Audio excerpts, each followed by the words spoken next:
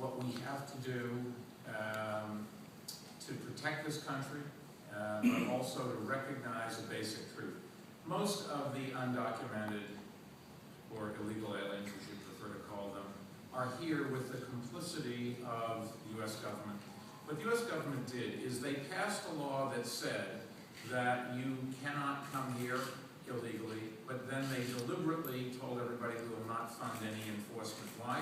Because companies wanted to hire people to do jobs that Americans would not do. I have spoken out extensively on improving the control of our borders.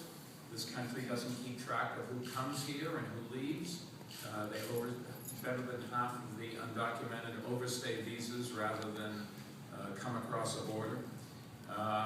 Most of the people that are here illegally pay taxes because their employers don't want to violate the law, so they withhold, but there's no place to send a refund.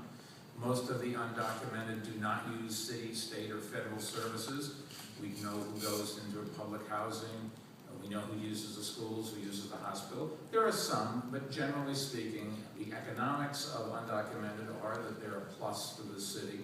I think what we should do, and I've argued in Congress again and again to do this, is to find a solution to the undocumented that are here, have them learn the English language, have them learn the history of this country, have them swear fidelity to our country, and then get on with it. We are not going to, under any circumstances, deport 11 million people, and I think focusing on the undocumented takes away from all the things that we should be worrying about in this country, of how we create jobs and how we get coming to this country legally those that we need to have come to this country to create jobs and to build the next industries here and to do things that Americans are just not willing to do.